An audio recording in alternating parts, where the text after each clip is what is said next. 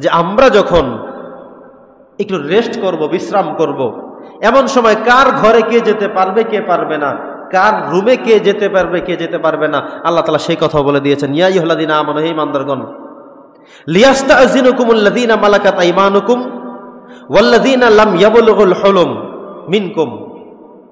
আল্লাহ তাআলা বলে দিয়েছেন যে তোমরা যখন তোমাদের শয্যায়, তোমাদের বিছানায় তোমরা যখন সময় কাটাবে, এ সময়ে একজন আরেকজনের রুমে যেতে হলে তাকে 3টা সময় বেঁধে দিতে হবে। 3টা সময় কেউ কার রুমে যেতে পারবে না, কেউ কারো জায়গায় যেতে পারবে না। একটা গুরুত্বপূর্ণ বিষয় হলো আল্লাহ তাআলা এখানে যেটা বলেছেন যে সালাসা মাররাত, 3টা সময়ে, মিন ক্বাবলু সালাতিল ফজর, ফজরের নামাজের পূর্বে। ধরুন আপনি ফজরের নামাজের পরে, ফজরের নামাজের আগে আপনি যখন মসজিদে নামাজ পড়তে আসবেন, তো চিন্তা করলেন আপনি আপনার স্ত্রীকে নিয়ে একটা রুমে ঘুমালেন, আপনার মেয়েরা এক রুমে ঘুমালো, আপনার এক খালা এক রুমে ঘুমালো, আপনার ভাই, ভাইয়ের বউ আরেক রুমে ঘুমালো। হতে পারে না? আল্লাহ তাআলা নিষেধ করেছেন এই জায়গাটাতেও যে এই যে ফজরের পূর্বের সময়টা, তোমরা এই সময়ে যদি কেউ কারো রুমে যেতে যাও তাহলে অবশ্যই সেখানে তোমরা অনুমতি নিয়ে তারপরে যাবে।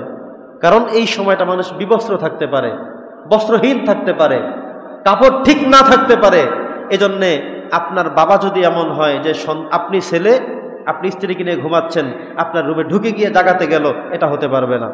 দেখেন আল্লাহ তাআলা কত সেনসিটিভ জায়গায় কথা বলেছেন। তোমরা ফজরের পূর্বে 3টা সময়ের কথা বলেছেন, ফজরের নামাজের পূর্বে কেউ কাউকে জাগাতে গেলে যেন রুমে ঢুকে না যায়।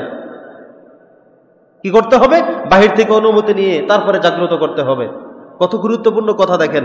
একটা হলো মিন ক্বাবলি সালাতিল ফজর, ফজরের নামাজের পূর্বে, ওয়া হিনা তাদউনা সিয়াবাকুম মিনাজ যাহিরা, দুপুরের পরে, জোহরের নামাজের পরে। জোহরের নামাজের পরে অনেক সময় আমরা বাড়িতে গিয়ে প্রচন্ড গরম, জামা কাপড় খুলে খাওয়া দাওয়া করে তারপরে রেস্ট করি। আল্লাহ বলছেন এমন সময় তোমরা যেন কারো রুমে হুট করে প্রবেশ করো না করো। সুবহানাল্লাহ পড়েন। 3 নম্বরে আল্লাহ তাআলা বলেছেন ওয়া মিন বাদি সালাতিল ইশা, এবং এশারের নামাজের পরে। এশার নামাজ পড় মানে আমরা যখন রাত্রিবেলা খাওয়া দাওয়া করে ঘুমিয়ে যাই, সে সময় স্বাভাবিকভাবে স্বামী স্ত্রীর সাথে ঘুমাবে, বাবা মা একসাথে ঘুমাবে, পুত্র বধূ পুত্র একসাথে ঘুমাবে, এভাবেই তো। এমন সময় যেন কেউ কার রুমে হুট করে ঢুকে না যায়। সুবহানাল্লাহ পড়েন।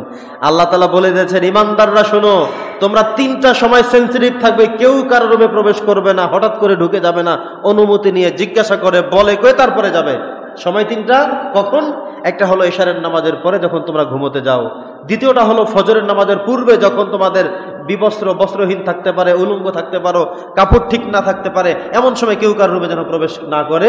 3 নম্বর হলো দুপুরের পরে, জোহরের পরে, খাওয়া দাওয়ার পরে আমরা কাইলুলা করি, একটু ঘুমাই, একটু শুই স্ত্রীকে নিয়ে স্বাভাবিকভাবে, এই সময় যেন কেউ কারো রুমে হঠাৎ করেই প্রবেশ না করে। পড়েন সুবহানাল্লাহ।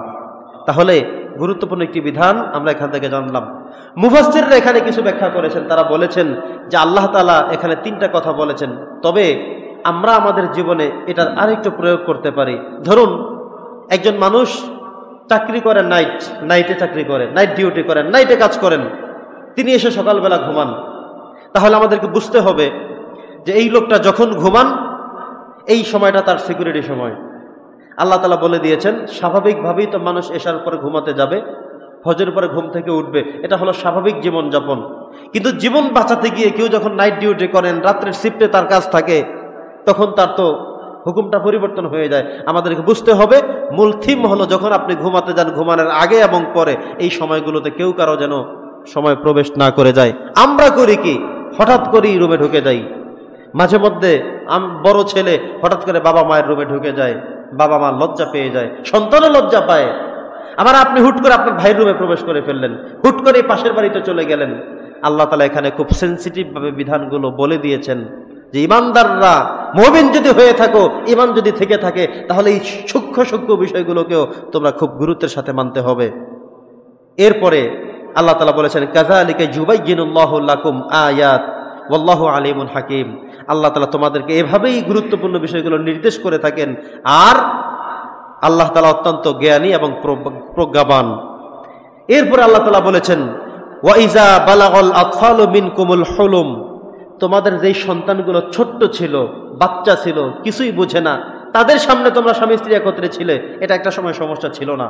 কারণ বাচ্চার বয়স যখন 3 মাস, 6 মাস, 9 মাস, 1 বছর, এতটুকু সময়ের মধ্যে সে কোনো কিছু ঠিকমতো দেখে না, বোঝে না, বলতে পারে না, এই সময়টা তার এক সিস্টেমের।